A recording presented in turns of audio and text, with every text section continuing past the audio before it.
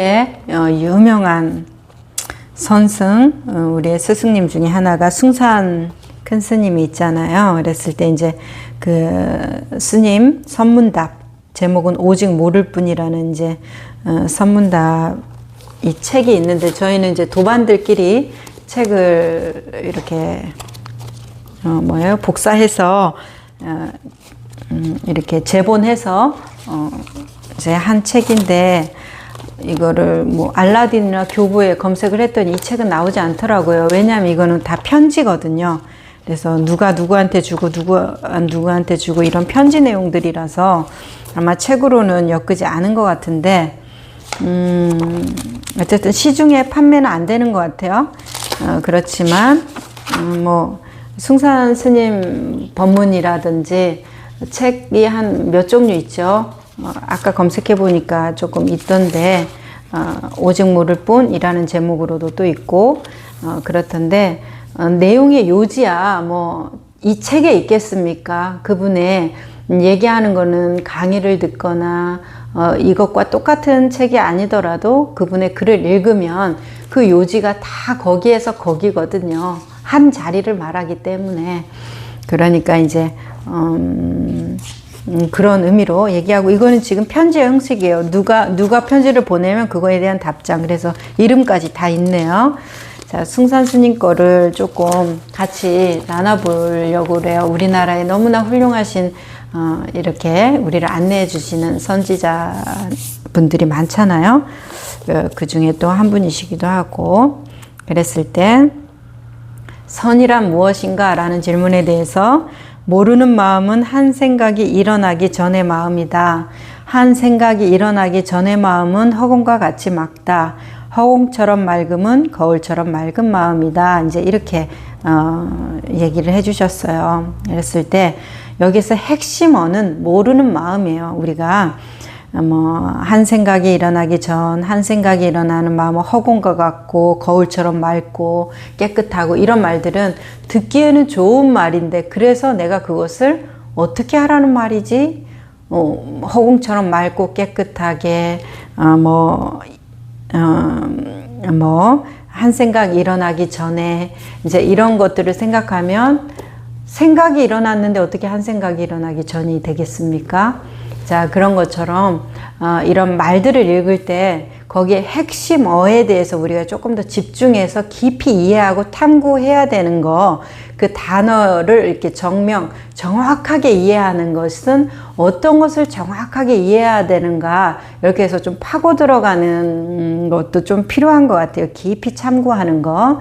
그랬을 때 이제 이 내용 전체에 대한 이미지를 기억하는 것보다는 모르는 마음이 뭔가에 대해서 우리가 이야기를 할 수 있으면, 이 내용 그 후에 한 생각이 일어나기 전 허공과 같은 맑은 마음, 거울처럼 깨끗한 마음, 이제 이런 것들에 다 알 수 있는 거죠. 이런 것을 이해하지 않아도. 그럼 모르는 마음은 뭔가요? 모르는 마음은 어떤 때?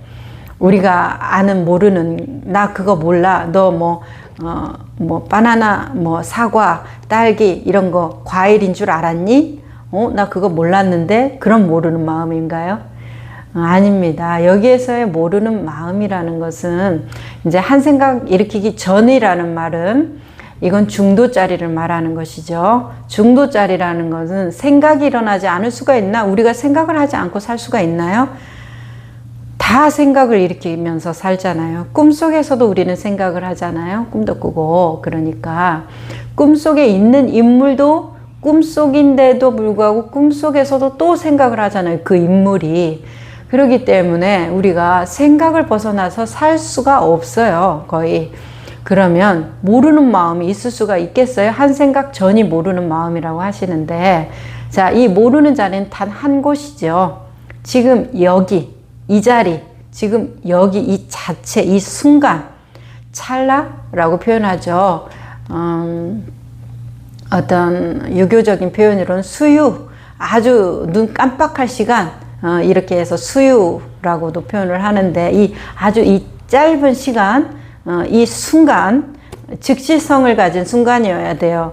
이 순간과 이 순간이 떨어져 있으면 이거는 이렇게 즉시성이 뭐예요? 바로바로 연결되는 것이죠. 순간순간이 찰나찰나가 바로 연결되는 거. 이게 즉시, 바로 즉시, 바로 즉시, 바로 즉시. 이 즉시성이 연결되는 이 순간이어야 되지. 그냥 딱 이렇게 단면같이 떨어져 있는 순간은 아닙니다. 그랬을 때 이 순간이 한 생각 일으키기 전이고 모르는 자리다. 그럼 그것이 왜 모르는 자리고 한 생각 일으키기 전이냐? 이렇게 들어가야 되겠죠. 아, 그렇구나 하고 이해하고 가면 어쩝니까? 그렇기 때문에 내 공부가 발전이 안 된다. 그러면 왜 모르는 자리고 한 생각 일으키기 전이지? 이제 이렇게 질문을 해주신다면, 자, 제가 이 순간에 있지 않고 1초라도 지나면, 뭐 1초를 어떻게 나누든지 우리가 아는 가장 작은 단위로 1초로 할게요. 이 순간에서 1초라도 지나야, 아, 저 사람이 뭐라고 말했구나. 아, 저게 새소리구나. 꽃소리구나. 아, 저게 음식이구나. 아, 저게 해구나, 달이구나, 바람이구나. 아, 저게 좋은 느낌이구나, 나쁜 느낌이구나. 이런 것들이 1초라도 지나야 생각이 일으켜져서 그것에 대한 이름을 뭐구나, 환한 느낌이구나, 딸기구나, 사과구나, 이런 식으로 뭔가 이름 붙이고 그것에 대한 내용물이 생성이 된다는 말이에요. 생각의 내용물이죠. 자, 그렇게 보면은 이 순간 이 자리는 모르는 자리예요. 판단이 안 일어나니까. 안다라는 건 뭐예요? 내가 판단한다는 거. 그것은 뭐야? 아, 모른다라는 것도 안다라는 거예요. 우리가 아는, 너 이거 딸기인지 알았어? 몰랐어. 이 모른다는 말도 안다는 말이에요. 모르는 것을 알잖아요, 지금. 자, 근데 이 한 생각 이전에는 모른다, 안다를 떠난 모른다는 얘기예요. 그러니까 굳이 말해서 모른다라고 하라는 말이죠. 우린 너무나 이 생각에 쌓여 살기 때문에. 그렇다면 이 자리는 1초라도 지나야 이게 뭐였구나 라는 해석이 들어가기 때문에 판단이 안 들어가요. 그러니까 모를 수밖에 없고, 한 생각 전이 맞죠? 이 순간이 지나야, 1초라도 지나야 그건 뭐다 하고 이름 붙일 수 있기 때문에, 그러면 우리가 세상을 살아가면서 이름 붙이지 않는 것을 생각할 수 있는가 한번 보세요. 이름 붙이지 않는 건 생각을 할 수가 없어요. 다 이름 붙여 놓은 거예요. 이걸 명색이라고 표현하시죠. 12연계에서. 자, 명색 아니고서는 우리가 판단할 수 있는 재료가 없다라는 것이에요. 그럼 이 순간은 명색으로 판단이 안 돼요. 이 순간이 1초라도 지나야, 아, 그것은 사과고, 사과는 새콤하고 달콤하고 빨간색이고, 부사과는 좀 노란색이고, 이런 식으로 내용물, 그건 뭔데, 이름을 붙이고 그것에 대한 내용물, 명색이 같이 들어온다는 말이죠. 그래서 이제 우리는 알 수 있어요. 모르는 마음은 지금 이 순간에 있으라는 말이구나. 왜냐하면 한 생각이 일어나기 전의 마음이 모르는 마음이라고 하셨으니까, 한 생각이 일어나기 전이라면은 지금 이 순간밖에 우리는 판단이 들어올 수 없는 자리는 이 순간만 있으니까, 지금 이 순간에, 그래서 알아차려라, 깨어있어라, 깨어있어라, 이렇게 말씀을 하시는 거죠. 이 어떤 찰나 지나가는 거, 이 즉시성, 수요의 시간, 눈 깜빡깜빡 하면서 이 지나가는 이 즉시성을 계속 보면서 이거를 이제 수관이라고 하죠. 따라가면서 계속 알아차리는 거. 관은 지켜본다는 거고 수는 따를 숫자잖아요. 그러니까 계속 관하고 보는데 따라가면서, 이 현재성을 따라가면서 보면 생각이 일어날 수가 없죠. 이 현재를 계속, 지금 이 즉시성 계속 따라가면, 근데 그게 유지가 잘 됩니까? 딴 생각하고 있죠. 그러니까 이제 유지가 안 되는 것이긴 한데 그렇다라는 말이죠. 이걸 이제 우리가 이해했어요. 이 모른다라는 마음은 숭산 스님이 아주 대표적인 말씀 중에 하나잖아요. 오직 모를 뿐, 모르는 대로 그냥 할 뿐. 이게 아주 숭산 스님 어록이나 그 강의를 들을 때 항상 나오는 말씀이기 때문에 우리가 조금 더 깊이 있게 얘기를 나눠봤어요. 중도의 자리입니다. 결론은. 자, 편지 내용이에요.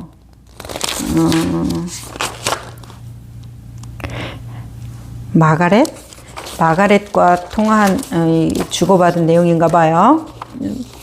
받는 사람이 보내는 사람이 이제 마가렛에게 이렇게 보내신 거 보니까, 자, 나는 그들에게 몸을 치료하는 명상은 일종의 집중 요가 명상이지 정확한 명상이 아니라고 말해 주었죠. 이런 종류의 요가 명상은 몸에 휴식을 주어 튼튼하게 해줍니다. 요가 수행자들 중에 조용한 곳에 앉아 호흡만 들이쉬고 내쉬고 하는 수행자도 있는데 이들은 100년 혹은 1000년을 살기도 합니다. 신체를 이렇게 오랫동안 유지하는 것은 가능하지만 결국 육체는 죽게 됩니다. 정확한 명상이란 삶과 죽음에서 자유를 뜻합니다. 진정한 우리의 몸엔 삶과 죽음이 없어요. 당신이 진정한 몸, 즉 자아를 얻는다면 그 다음엔 당신이 한 시간 뒤에 혹은 하루 뒤에 또는 한 달 안에 죽는다 해도 그것은 문제가 되지 않습니다. 라고 해서 이제 여기에서 중요한 것은 몸을 치료하는 명상. 우리가 이제 저희도 명상원입니다. 하지만 이 명상이라는 것이 어떤 나의 자아 탐구로 들어가는 것이 있고 내 생활을 윤택하게 해주는 거, 나의 환경을 윤택하게 해주는 거, 이 두 가지로 나눠볼 수가 있겠죠. 얻고자 하는 명상과 모든 것을 내려놓는 명상이 있을 겁니다. 자, 99% 더 이상은 다 얻고자 하는 명상이에요. 부정할 수 없습니다. 이걸 해서 뭘 하겠다라는 거, 이 명상을 통해서 뭘 얻겠다라는 것이죠. 그랬을 때 이제 숭산 스님도 도움은 된다고 말해요. 몸에 휴식을 주고 튼튼하게 하고 삶도 오래 살 수도 있다라고 말해요. 그렇지만 자유로운 사람은 아니라는 거죠. 맞죠? 자, 돈이 많아요. 자유로운 사람은 아니죠. 아주 아름답고 재능이 많아요. 그래서 사랑받는 사람이에요. 만족스러운 사람이죠. 만족스러운 삶을 살 수도 있습니다. 자유로운 사람은 아니죠. 부처님은 이렇게 말씀하셨습니다. 맑은 마음을 순간에서 순간으로 유지한다면 너희들은 어디에서나 행복을 얻을 수 있다고. 이게 아까 우리가 말한 찰나에 깨어있는 것, 즉시성, 수유, 이와 같은 것이죠. 그랬을 때 행복을 얻을 수 있다고. 당신은 얼마나 당신 자신을 믿습니까? 당신은 얼마나 다른 사람들을 도와줍니까? 이러한 것들이 가장 중요한 문제입니다. 정확한 명상은 당신이 당신의 진실한 길을 찾는 데 도움을 줄 것입니다. 자, 한번 볼게요. 계속. 아무것도 없음을 이해했으나 그 이해를 도울 수 있을 만큼 충분하지 못했던 까닭에 고통받고 있습니다. 자, 여기에서 우리가 뭐 어떤 이 명상이든 어떤 선적인 고요함으로 들어가면 굉장히 텅 빈 허공성, 충만한 어떤 깨끗한 상태에 대한 느낌에 대한 체험담이 많아요. 저희들도 그런 것을 듣고 하기도 하고 합니다. 자, 그랬을 때 이 아무것도 없는 것, 공성, 맑고 순수하고 텅 비어있고 모든 것이 하나 되어 있는 이 공성에 대해서 체험도 했고 이해했으나 그의 이해는 그를 도울 수 있을 만큼 충분하지 않았던 까닭에 고통받고 있다라는 거. 충분하라는 말은 뭐예요? 비상이면 그 다음에 비비상 처정, 상수 멸진 이라는 거. 비상, 상이 없구나. 이게 이렇게 텅 비어서 신령하고 우주와 하나 되는 굉장히 큰 느낌. 이제 이것이 전부구나 하는 그것이 상으로 딱 잡혀요. 그러면 그 상을 다시 비비상, 그것 또한 상으로 잡았구나 하는 비비상 처정으로 가서 상수 멸진이 가면 대스님이 뭐라 그래서 입처계진, 그냥 이 삶이 삶대로 전부가 다 명상이고 이대로 완전하다라는 것에 대한 말씀들을 해주시잖아요. 그러니까 그것을 상 잡을지 않으려면 또 어디로 와야 돼요? 모르는 자리, 어떤 자리? 중도 자리, 어떤 자리? 한 생각이 일어나지 않는 지금 이 즉시성으로 오는 것 외에는 내가 그런 느낌, 그런 어떤 상태, 이거 뭐예요? 벌써 생각을 하니까 그런 상태가 기억나고 떠오르는 거지. 지금 이 순간, 이 즉시성에 그것이 떠오를 리가 없어요. 그냥 이건 이거거든요. 이 자체거든요. 그냥 이 상태에서 모든 것이 있음으로써 그냥 완전한 거지. 이게 그냥 텅 비어있고 우주와 하나 돼 있고 이런 것이 아니기 때문에 그것에 대해서 뭐예요? 이해는 했으나 그것을 도울 만큼, 그러니까 그걸 벗어날 만큼 그 이해를 벗어나야 되겠죠. 이해 상태에서 머무르면 해오처, 해오처에서 머무르면 증오처, 증득해서 깨닫는 것이잖아요. 이 해오처에서 넘어갈 수 있을 만큼 충분하지 못했던 까닭은 뭐예요? 내가 충분히 체험해라. 라마나 마하리시 같으면 충분히 자아탐구, 깊이 탐구하고 끝까지 탐구해서 그것으로부터 자유로워져라. 이제 이런 말씀이시겠죠. 자, 그러면 이 자리에 그대로 알아차리고 깨어있고 알아차리고 깨어있는 거, 이 즉시성에서 살아있으면서 생생해야 되겠죠. 내가 알아차리고 있다. 이 생각으로는 알아차린 거라고 우리는 보지 않습니다. 자, 다음, 어떻게 해야 이 아무것도 없는 마음을 얻을까? 먼저 당신은 나는 누구인가? 내 인생의 목적은 무엇인가? 라고 물어야 합니다. 자, 라마나 마하리시의 평생의 어떤 화두, 공부를 배우러 온 사람들한테 항상 그 말을 하는 그자는 누구인가? 나는 누구인가를 탐구하라. 이제 이런 화두를 주셨던 거하고 똑같아요. 누구나 다 이 말을 할 수밖에 없어요. 왜? 모든 것이 이렇게 돌아가서 그 종착점에 누가 있습니까? 나가 있어요. 내가 없으면 슬픔도 괴로움도 분노도 잘해야겠다, 못해야겠다, 깨달음마저도 깨달음을 얻어야겠다, 난 깨달았네, 깨닫지 못했네, 이런 것도 다 사라지거든요. 나가 생김으로 인해서 작게는 어떤 생활적인 도움, 물질적인 도움부터 크게는 영적인 도움까지도 이 나로 인해서 다 발생되는 것이기 때문에 결국은 다들 나는 누구인가, 혹시 나는 무엇인가 라는 질문으로 탐구해 가라고 말할 수밖에 없게 돼요. 결국은. 그리고 부처님도 뭐라고 그랬어요? 무상고 무아. 나라는 것이 없다. 그러면은 나라는 것이 없다에만 집중되어서는 안 될 것이다. 왜요? 아가 있기 때문에 무아가 있는 거지. 아가 없는데 무슨 무아를 왜 얘기하셨겠어요? 그러니까 우리가 아에 대해서 알고 무아에 대해서 알아야지 이것을 넘어가지. 무아는 이런 것이구나 에만 사로잡히면 우리가 이 아성을 모르기 때문에 무아로도 못 갑니다.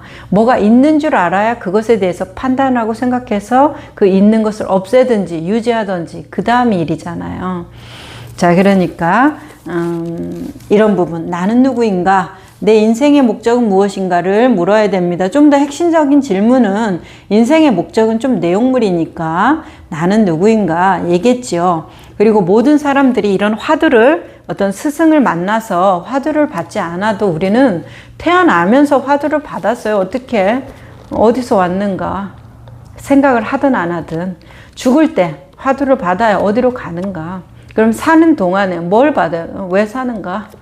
자, 그런 것들, 내 삶을 충실하게만 살고 내가 내 인생을 존중하면서 깊이 탐구하고 들여다보면서 나의 감정, 울고 웃는 것, 관계에서 오는 모든 어떤 경향성, 습관성, 방향성 이런 거에 깨어 있다면 우리가 아주 훌륭한 자질로서 굉장히 다른 사람들한테도 쉽게 노연할 수 있는 방법을 안내해 줄 수 있는 스승의 자질을 가지고 있는 사람이라고 볼 수 있겠죠. 누구의 가르침도 필요 없이 나의 인생으로 넘어가신 분이라니까. 그런 분이 있다면 이제 부처님 같은 분이 그런 분이시겠죠. 자, 나는 누구인가, 내 인생의 목적은 무엇인가를 물어야 합니다. 당신이 말로써 대답하면 그것은 오직 생각일 뿐입니다. 아마 당신은 나의 의사라고 말할지도 모릅니다. 그러나 당신이 환자와 함께 있으면 나는 위대한 의사다라고 생각하고 있다면 당신은 환자의 상황을 정확히 감지할 수 없고 당신의 생각에만 사로잡히게 될 것이다. 자, 생각한다는 것은 이해하는 것에 불과하며 따라서 병원의 그 환자처럼 단순한 이해가 당신을 도울 수 없습니다. 그렇다면 무엇일까요? 만일 당신이 모른다면 당신은 솔직해져야 합니다. 모른다고. 모르는 마음은 생각을 꿰뚫고 나갑니다. 생각 이전에 있으니까요. 생각 이전에는 의사도 없고 부처도 없고 나도 없죠. 그러면 당신과 우주는 하나가 됩니다. 우리는 이것을 아무것도 없는 마음 무심 또는 근본 자리라고 부릅니다. 이것을 신이니 우주니 에너지니 혹은 정멸, 행복이라고 부르는 사람도 있습니다만 이것들은 단지 가르치는 말입니다. 아무것도 없는 마음은 말 이전에 있습니다. 해서 모른다라는 말, 이것에 이제 정확한 이치 설정이 됐지요. 말 이전에 있는 거, 무심한 마음, 생각 이전, 이제 이런 것들은 지금 현재 이 즉시성이 아니고서는 생각이 들어와요. 1초라도 지나면. 그래서 현재에 깨어 있어라. 지금 이 순간에 깨어 있어라. 자, 이렇게 말을 하는 것이고, 우리가 그러면 나는 누구인가 이것을 깊이 탐구에 들어가면 침묵하게 돼요. 고요해지게 된다는 것이죠. 명상을 하지 않아도 돼요. 깊이 들어가면 침묵하게 되고 어느 분야에 대해서 아주 통달하게 되면 그 사람들은 레시피가 없어요. 매뉴얼이 없지만 누구보다도 정확하게 문제를 해결해 낼 수가 있죠. 왜 그럴까요? 생각으로 이것을 가늠하거나 판단하고 추측하지 않고 몸으로 있는 것을 있는 그대로 보기 때문에 그것의 문제가 그냥 보이는 것이겠죠. 내 생각에 사로잡히면 있는 것이 있는 그대로 보이지 않아요. 생각에 사로잡혔다는 것은 내가 움직인다는 소리잖아요. 고요하게 멈춰 있는 상태가 아니죠.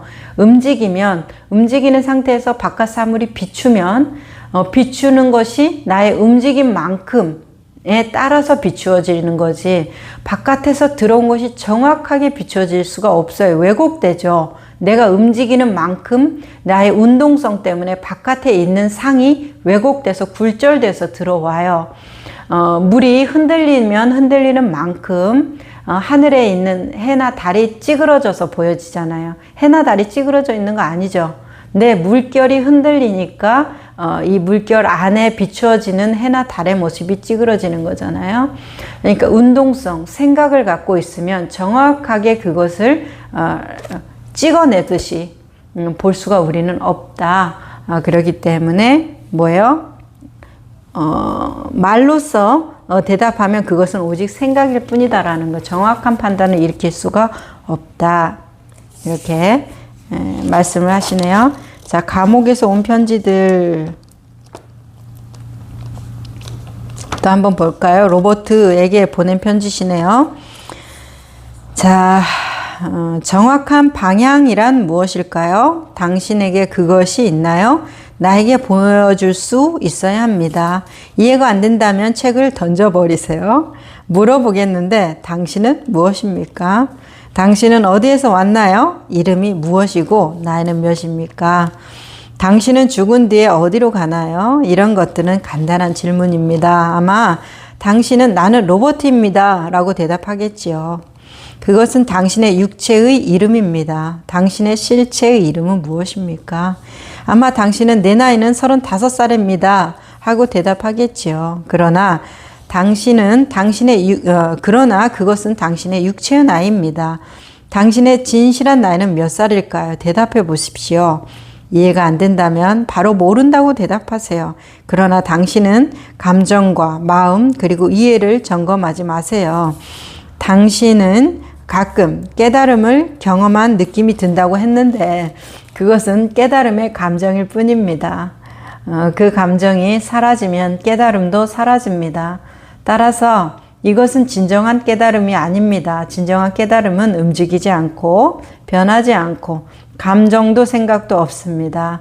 결국 그것은 깨달음이 아니지요. 반야신경에 얻을 것이 없으니 얻을 바도 없다. 영무득, 이무소득이라고 하였습니다. 당신은 그것을 얻어야 합니다. 나는 근본 자리를 자주 이야기합니다. 근본 자리란 무엇입니까? 만일 저울에 아무것도 올려놓지 않는다면 저울은 0을 가리킵니다. 이제 이렇게 말씀을 하시네요. 자, 아주 친절한 말씀이시죠. 다정함이 느껴지네요. 참, 이 편지를 받은 분이 좋았겠어요. 자, 정확한 방향이란 무엇일까요? 자, 당신은 무엇입니까? 라고 물어봐야 합니다. 라고 아까도 그 전에 어떤 여자분하고 통할 때도, 주고받을 때도 이 말이 있었지만 지금도 계속 말하는 거. 왜냐하면 다른 말이 별로 없어요. 이 자리에서 할 말이 뭐가 그렇게 있겠습니까? 지금 여기, 지금 이 순간에 깨어있고 알아차리라는 말밖에는 할 말이 없죠. 그렇지만 사람들이 자기 에고와 없이 경향성과 방향성을 가지고 있기 때문에 그것에 대해서 우리가 노연하기가 힘드니까 이제 그것이 왜 그런가 그걸 자꾸 돌이키고 회귀시키기 위해서 이제 많은 말들이 생기는 거죠. 모든 말들은 뭐예요? 그래서 방편. 그것을 넘어가면 쓸모없는 어떤 뗏목 같은 것들이겠죠. 자, 우리는 뭐 당신 누굽니까? 당신은 어디서 왔나요? 어디로 가나요? 이런 것들 하면 나는 몇 살이고 누구고 누구의 엄마고 누구의 아빠고 뭐 어떤 경험을 했고 어떤 가치관이 중요하고 이제 이런 것들을 다 얘기를 한단 말이에요. 그런데 그런 것들이 다 당신입니까? 하고 다시 물어보면 그 이름이 당신입니까? 하면 이름 없어도 이름 그 로버트라는 이름 아니라 이름이 하나도 없는 사람이어도 이름 없는 채로도 그 사람은 그냥 그 사람이에요. 그렇죠? 꼭 로버트라는 이름이 있어야만 그 사람이 존재하는 것은 아니죠. 존재가 먼저 있고 거기에 이름을 붙인 거잖아요. 먼저 있는 것이 항상 그것이 보다 근본되는 거 아니겠어요? 그 근본되는 것에 따라서 뭐가 이렇게 뒤에 후순위로 내용들이 붙어가는 거 아니겠어요? 그랬을 때 그 존재한테 나는 이름이 뭐고 직업이 뭐고 어떤 경험을 했고 존재가 있고 나서 경험이 있지 경험이 있고 나서 존재가 생긴 것이 아니기 때문에 이 존재만 놔두고 그 존재가 했던 그 주변 환경을 다 제거하고 나서 그 사람한테 당신은 누굽니까? 라고 말하면 할 말이 없어져요. 그랬을 때 그러면 승산 스님이 이렇게 말하죠. 이해가 안 된다면 바로 모른다고 대답하세요. 당신의 감정과 마음 그리고 느낌을 점검하지 마세요. 뭐라도 이렇게 물어보니까 뭐라도 대답하려고 뭐 그래 이름은 나도 아니고 나이도 뭐도 아니고 내 직업도 뭐도 아니면 그럼 뭐지 나는 이런 느낌을 가지고 있는 게 난가? 그럼 나는 내 안에 어떤 영혼으로 있는 건가? 아니면 내 우주와 하나 되는 어떤 그 큰 느낌이 난가? 이제 이런 식으로 아주 형이 상학적으로 올라가죠. 그런 거 하지 말고 그냥 모르겠어요. 당신 누굽니까? 모릅니다. 이제 이렇게 대답하라고 하세요. 왜? 그 자리가 첫 번째 자리니까. 나는 몰라도 이 존재는 존재하잖아요. 그냥 이 즉시성으로 그냥 그대로 깨어있고 그렇게 있으라는 거죠. 그랬을 때 우리가 느낌에서 깨달음을 찾지 말라 이렇게 얘기하는 것은 그 느낌은 올라왔다 사라지는 경험의 대상물이죠. 경험을 하는 그 자체가 아니라 경험의 대상물이라서 한결같지도 않고 그 느낌이 온다 해도 계속 미묘한 차이가 있고 뭐 이렇다라는 거예요. 그러니까 생각, 감정, 느낀 경험 거기에서 나의 깨달음을 구하지 말고 그냥 담담히 계속해서 나아가라. 아까 첫 번째 말씀이 참 좋았어요. 뭐예요? 맑은 마음을 순간에서 순간으로 유지한다면 너희들은 어디에서나 행복을 얻을 수 있다. 이 말이 가장 계속 반복되어야 될 것 같아요. 그냥 순간에서 순간으로 이 즉시성을 따라서 계속 순간순간 찰나찰나 이동한다고 하면 우리가 느낌에서 찾을 느낌을 이 찰나에 느낀다면 그냥 그 찰나의 느낌.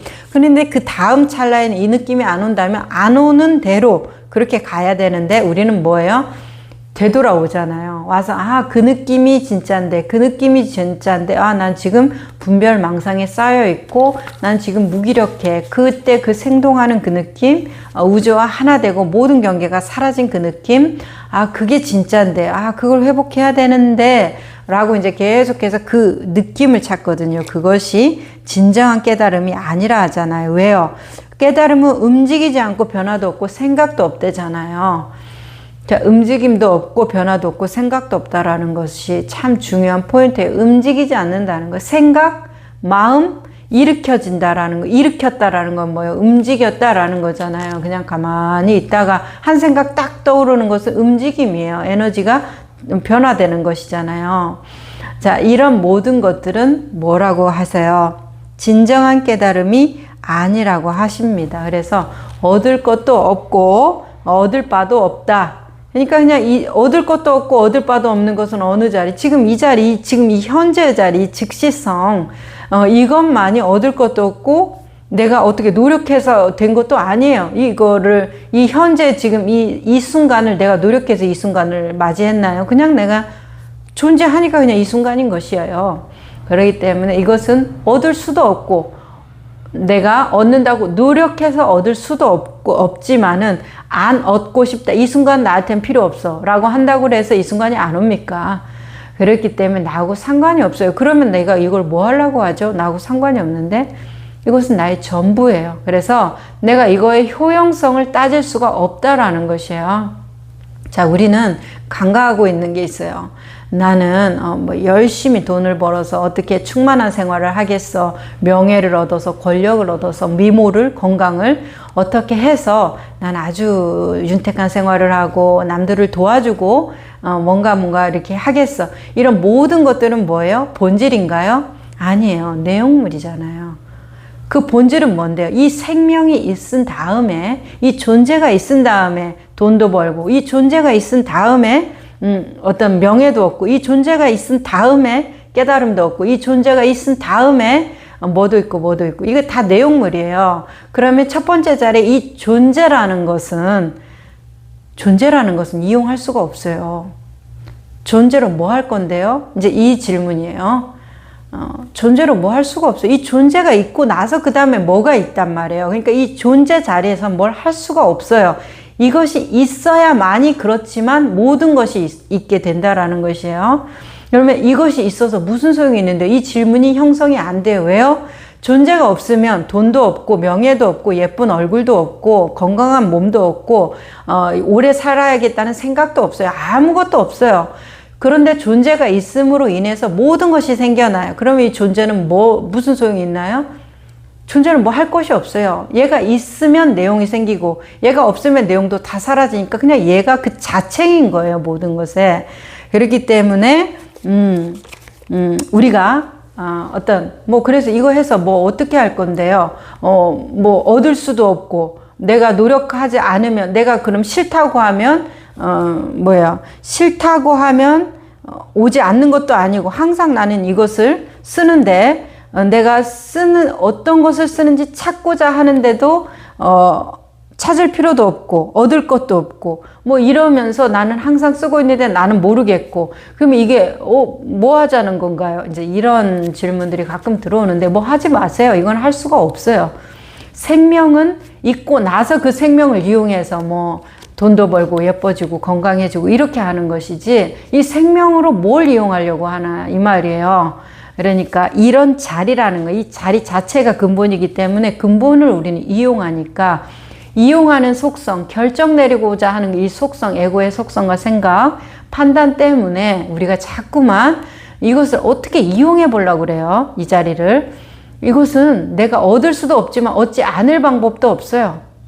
물고기가 물을 안 볼 방법도 없지만 또 이걸 봤다고 해서 이용할 수도 없어요. 그냥 물속에서 사는 것밖에는. 그러니까 이것을 그러면 해봤자 뭐겠어요? 해봤자 뭐라니요? 이것이 없으면 당신은 살 수 없는데 그러니까 이것에 대한 효용 가치는 우리의 범위를 넘어가 있다. 이제 이렇게 보면 좋겠다. 자, 그래서 이제 이거 근본 자리 0 이렇게 말씀을 하시네요. 그래서 공안 숙제도 내주고 공안 숙제 어떻게 내는지 한번 읽어볼까요? 자, 공안을 숙제로 내드리겠습니다. 나무 위에 올라서 향엄선사가 말했습니다. 이빨로 나무가지를 물고 매달려 있는 사람이 있다. 손으로 나무가지를 잡을 수도 없고 발이 나무에 닿지도 않는다. 그는 꽁꽁 묶여 있는 것이다. 나무 밑에 있는 사람이 물었다. 왜 달마대사가 중국에서 왔는가? 라고 대답을 안 하면 의무를 회피하는 것이 되어 죽음을 당하게 된다. 반면 대답을 하면 이렇게 이빨로 물고 있으니까 가지를 대답을 하면 떨어져서 죽게 된다. 너희가 나무에 매달려 있다고 한다면 어떤 방법으로 살아나겠는가? 이제 이게 공안 숙제십니다. 향엄선사 일하네요. 그랬을 때 어떠세요? 이거를 이제 우리는 우리의 어떤 익숙한 사고의 패턴은 이 경향성, 항상 나의 불안을 해결하는 방법으로 그래 명상을 하자, 불안을 해결하기 위한 방법으로 그래 기도를 하고 절을 하자, 뭔가 불안을 해결하기 위한 방법은 다 내용물들이죠. 그럼 이 불안이 왜 올라왔는가로 넘어가야 되는데, 불안을 왜 올라왔는가 라고 나도 질문하는데요, 아니요, 잘 들어보면 질문이 아니라 내용입니다. 그것에 대해서 순수한 질문이나 의심이 아니라, 의문이 아니라 이걸 빨리 어떻게 해결해야 되는가 라는 질문이에요. 왜 올라왔지? 이것이 불안이 왜 올라왔지? 이걸 어떻게 해결해야 되지? 이제 이런 식으로 가더라고요. 그것은 이제 우리의 어떤 경향성 패턴인데, 이 생각은 항상 그런 식으로 결과론적이고 어떤 목적 지향적인 흐름을 가져요. 왜요? 통제해야 되기 때문에, 통제해서 에고의 범위를 넓혀야 되기 때문에 늘 그런 것을 어떤 프로그램화 시키는 거 있잖아요. 습관화 시키고 이제 그런 것들일 것인데, 그러니까 공안도 이런 말을 들으면 우리는 그래 상상하죠. 이빨로 나무를 물고 있는데 누가 밑에서 물어보는데 밑에는 떨어지면은 죽이고, 그렇다면 대답은 해야 되고, 대답을 해도 죽고 안 해도 죽고, 그러면 어떻게 해야 되지? 막 이렇게 생각으로 간단 말이에요. 자, 그랬을 때 화두라는 것은 아까도 숭산 스님 말씀하셨잖아요. 말 이전 자리라고. 그리고 모르는 것 생각 이전 자리라고. 생각 이전 자리는 뭐예요? 생각을 할 필요가 없는 자리. 그럼 이거 공안을 내줬어요. 그럼 우리는 익숙하게 생각으로 들어가는데, 생각을 하지 말고 그 소리를 들어라 이 말이겠죠. 그것이 어떤 화두를, 구지선사 같은 경우에는 시각으로 화두를 주셨으니까 손가락을 내밀면 봄이 있다라는 거예요. 봄이 있고 나서 그 내용물에 손가락이든지 꽃이든지 사과든지 이런 내용물이 들어가는 거 아니겠어요? 그러면 봄 그 자체에서 깨어난다고 하면, 들음 그 자체에서 깨어난다고 하면, 내용물은 그냥 그런 것이 있구나 라고 끝나는 거예요. 우리가 이 내용물을 잘 이해해서 박사가 되겠다는 게 아니라 뭐예요? 여기의 목적은 자유로워지는 거잖아요. 어디서 왔는가, 어디로 가는가, 이런 어떤 삶과 이 존재의 문제로부터 우리가 자유로워지겠다라는 것이잖아요. 첫 번째 자리, 모르는 자리, 생각 이전의 자리. 그렇다고 하면 이런 말들에 끌려간다면, 끌려가고 있구나. 내가 1초 후로 이 즉시성에서 1초 후가 지났구나. 그렇게 알면 되죠. 생각을 하고 있다라는 거예요. 생각을 하지 말라고 하면서 생각할 것을 던져주는 이유가 뭐겠어요? 그 생각하는 것을 누구인가, 누가 생각하는가를 보라.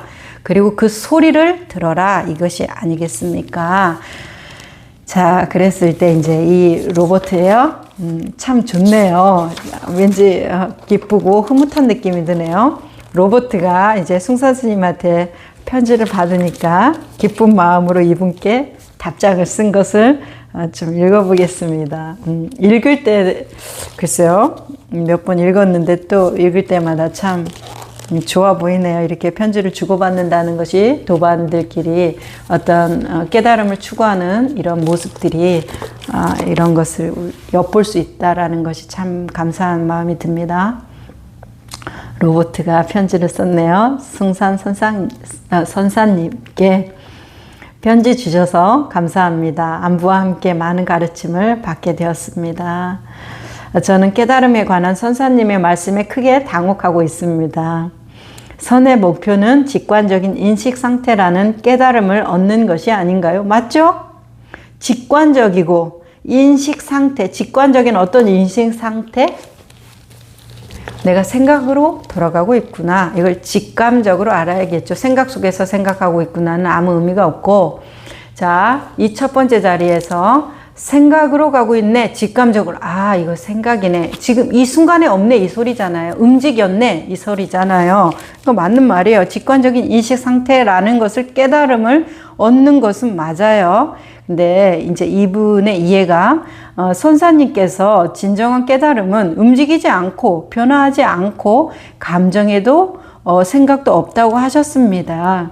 이것은 모두 깨달음에 대한 부정적인 표현입니다. 그러면 긍정적 의미에서의 깨달음은 어떤 것인가요? 그것은 완전한 행복, 총체적이고 완벽한 마음의 상태가 아닌가요? 얻을 바가 없다고 말씀하셨는데 이것은 깨달음의 측면에서 설명해 주시기 바랍니다. 할 수 있으면 제가 깨달음의 상태에 있음을 어떻게 할 수 있습니까? 제가 보낸 지난 편지에 대한 답장을 기다리고 있겠습니다. 네, 기다리고 있겠습니다. 너무 좋네요. 자, 어쨌든 우리의 이해를 해볼게요. 자, 선의 목표는 직관적인 인식 상태라는 깨달음을 얻는 것에 대해서 우리는 동의합니다. 그렇지만 이 직관적인 인식 상태가 생각으로 인식이라는 거 생각이잖아요. 뭔가를 인식했다 하는 것은 내가 그것이 있구나 없구나라는 걸 판단해내는 거였기 때문에 생각을 쓴다고 생각하지만 자, 내가 생각했네. 그러면서 이 생각은 뭐네? 그럼 계속 생각으로 들어간 거지만 지금 이 순간에서 1초가 지나서 뭐 사과가 뭐 빨간색이고 뭐 지금 철이니까 어떻고 이런 생각을 하는 것을 아 내가 그렇게 지금 이 순간에 생각 없는 자리에 비췄기 때문에 이 생각을 하고 있는 것을 알지. 내가 이 생각이 계속 빠져 있으면 뭐예요? 이 생각을 하고 있는 이 생각에서 분별이 계속 펼쳐 나가는 거예요. 그래서 오만 생각을 할 수 있는 거 아니에요, 하루에. 자, 그런데 내가 이 생각을 하고 있네라는 것을 알 수 있다라는 것은 어디에서? 지금 이 순간의 자리에서, 지금 생각이 없는 자리에서만 이 생각을 하고 있네라는 것을 알 수 있지, 생각하고 있는 상태에서는 그 생각을 하고 있다 이 말이에요. 그렇기 때문에 이제 이분이 얘기했을 때 움직이지도 않고 변화하지도 않고 감정도 생각도 없다고 하셨습니다. 진정한 깨달음은 맞죠? 지금 이 순간에는 아무런 판단이 일어나지 않아요. 1초라도 지나야 일어난다고 했잖아요. 그러니까 아무것도 없는 게 맞네요. 근데 이제 이분은 모두 깨달음에 대한 부정적 표현이다. 그래서 긍정적인 표현을 해달라. 이제 이렇게 말씀을 하시네요. 그리고 하나 좀 우리가 또 오해가 있는 것은 자, 로버트가 뭐 완전한 행복, 총체적이고 완벽한 마음 상태 이제 이런 거 얘기하시는데 완전한 행복이 뭔가요? 총체적이고 완벽한 상태는 또 뭔가요? 이제 이런 것들이 자기를 혼란시키는 말이에요. 스님의 말대로 그냥 담백하게 모른다. 완벽한 상태를 내가 생각하는 거잖아요. 근데 생각이고 나는 모르잖아요. 그럼 모른다라고 가야지. 이런 거 아닌가요? 이제 이렇게 한단 말이에요. 지금 배우고 있는 입장인데도 뇌를 주장하고 있기 때문에 우리가 말이 오고 가는 것이긴 한데 아름답게 오고 가시긴 하는 것인데 일단은 이제 가르침을 점검을 해보자면 완벽한 행복, 총체적이고 완벽한 마음 상태라는 것은 내 생각 속에는 존재하지만 지금 현재 이 즉시성에서는 모든 상태가 허용되어 있는 거예요. 바다는 파도의 모양을 구분하거나 따지거나 탓하거나 그것을 이런 상태여야지 조정하지 않아요. 그렇지 않아요? 어떤 것이어도 다 바다니까. 그래서 완벽한 상태, 총체적이고 평안한 상태, 지복의 상태, 충만한 상태, 뭐 우주가 하나 된 상태, 이런 모든 것들에 대해서 우리가 파도가 상상하는 것이지 바다는 파도가 그렇게 상상을 하는 것과 더불어서 파도의 모양 자체까지도 어떤 것도 개입하지 않는다. 왜? 그게 다 바다의 모습이니까. 그러니까 바다의 상태는 어때요?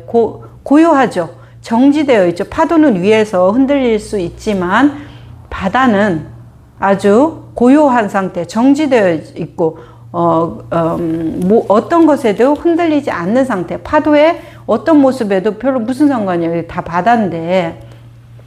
자, 그러니까 이제 그런 것에 대해서 우리가 조금 더 구분해서 알 수 있겠다.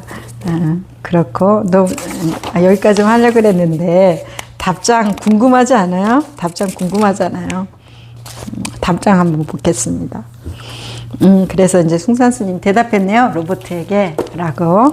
자, 편지 고맙습니다. 캠브리지 선언에서 용맹정진을 끝내고 지금 막 이 프로비던스 선언에 도착했기 때문에 답장이 좀 늦었습니다. 너무 좋네요. 좋고, 이제 앞부분은 그냥 좀 안부를 서로 주고받는 것이 다정해 보여서 좀 읽어봤고요. 내용은 들어가 볼게요. 자, 당신 마음이 조용하면 비록 광장에 있다 해도 시끄럽지 않을 것입니다. 당신의 평상심이 어떠하냐가 가장 중요합니다. 당신이 마음 밖을 점검하고 계속 점검만 하니까 더 많은 의문이 생깁니다. 모든 것을 놓아 버리십시오. 그러면 온 세상이 좋아질 것입니다. 자, 당신의 평상심이 어떠하냐가 가장 중요하다고 하셨어요. 평상심이라는 것은 뭘 구하지 않는 마음이죠. 자, 평상시의 마음, 그 외에 특별한 마음들이 있잖아요. 내가 뭔가를 구하고 바라고 원할 때 이제 평상심에서 놓여서 어딘가로 달려간다는 말이에요. 그랬을 때 당신에게 가장 중요한 것은 평상심이지 마음속 마음 안을 점검하는 거, 깨달음에 대해서도 수행에 대해서도 내가 이렇게 해가지고 뭘 얻겠다, 이거 다 추구심이잖아요.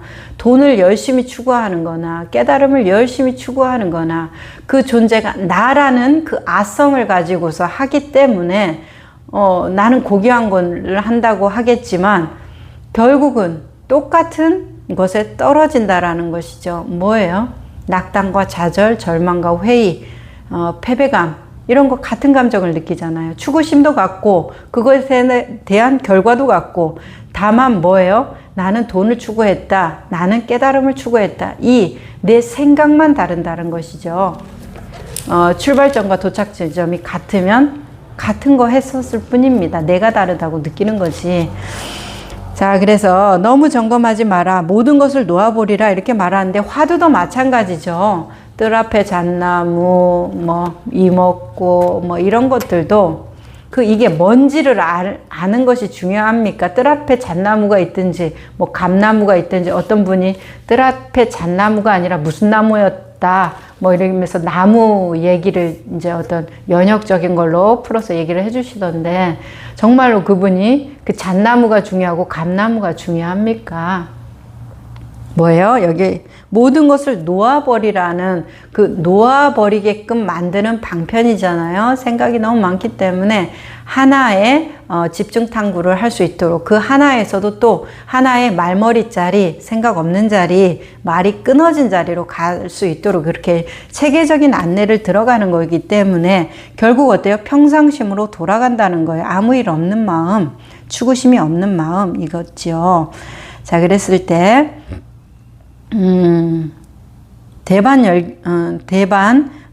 열반경에 이렇게 나온다고 하네요. 모든 형태가 있는 것은 나타났다가 사라진다. 그것은 생멸의 법칙이다. 만일 생멸을 없앨 수 있다면 그 정멸이 행복이다. 자, 생멸을 없앨 수 있다면 정멸이 행복이라고 하셨을 때 생멸을 없앨 수 있나요? 자, 이 세상의 모든 것을 한번 볼게요. 생하지 않는 게 있나요? 자, 그럼 우리가 멸을 경험할 수가 없죠. 생한 적이 없는 것은 멸을 경험할 수가 없을 겁니다. 그래서 정멸을 경험하기 위해서는 생멸을 어떻게 조작해서 정멸을 경험할 수는 없을 거예요. 자, 바다가 파도를 어떻게 조작해서 바다를 경험한다니요. 그렇지 않아요? 파도하고 상관없이, 파도의 생멸과 상관없이 바다는 정멸을 경험할 수 있어요. 왜요? 파도가 바다니까. 그것만 전도몽상된 그 관점만 바꾼다고 하면은 바다는 시끄러운 채로 고요함을 경험할 수 있다. 이 상태여야지 공과 색이 즉시성으로 완전히 맞물려서 돌아가는 그 율려성을 가져야지, 그냥 완전히 공한 상태로 들어가야만이 이것이 정멸이다라고 얘기하면 치우쳐져 있죠. 그리고 공한 상태를 유지할 수도 없어요. 돌멩이가 되지 않겠다면. 숨쉬고 살아있는 한은 배고픔이라는 욕망을 느낄 거고 피곤하다는 욕망을 느낄 것인데 어떻게 정멸 상태로 계속 있나요?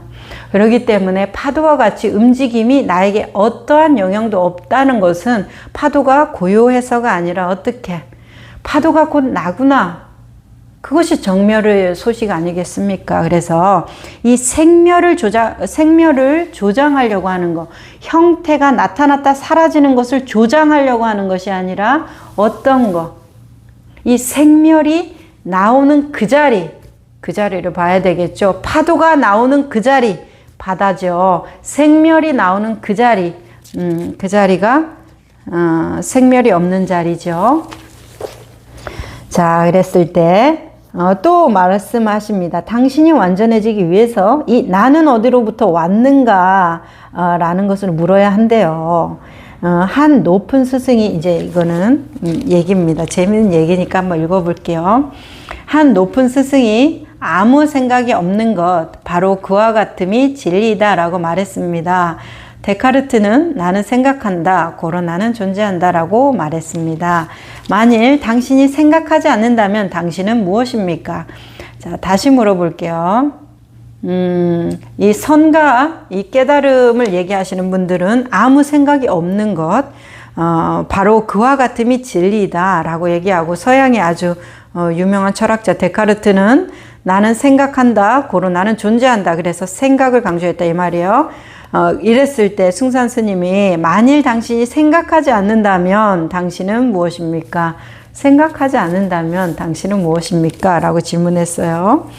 자, 당신의 생각, 당신의 상태, 당신의 처지에 대한 모든 것을 모두 사라지게 한다면 어떠한 어려운 상황도 문제가 없고 시끄러움도 없고 어려움도 없습니다. 당신의 마음이 움직이지 않기 때문이죠. 그러나 무엇인가를 하고 있을 때는 그것만 해야 됩니다. 그것이 바로 선입니다. 자, 그랬을 때 여기에서 이제 이 로버트에게 다시 생각해 보라고 하는 건, 이 나는 어디로부터 왔는가 이걸 한번 생각해 보라. 나라고 주장하는 그 에고성, 그리고 그 에고성의 밑바탕, 진화, 참나, 이 자체, 이런 것들이겠죠. 이건 또 이것을 어디로, 그러니까 만법이 마음에서 나왔는데 그 마음은, 만법이 마음에서 나왔는데 그 마음은 어디로 돌아가는가? 이것도 공안, 유명한 공안 있잖아요. 그랬을 때 그 나는 어디로부터 왔는가라는 질문이겠죠. 자, 이렇게 생각하지 않는다면, 이것도 같은 말이죠. 계속 같은 말의 반복입니다. 내용들이 재밌어서 그렇지. 어떤 거예요? 생각 이전 자리, 지금 이 자리, 즉시성을 가지고서 계속 이 순간순간에 노연하면 우리가 행복해질 것이다. 부처님이 앞부분에 했던 얘기들이죠.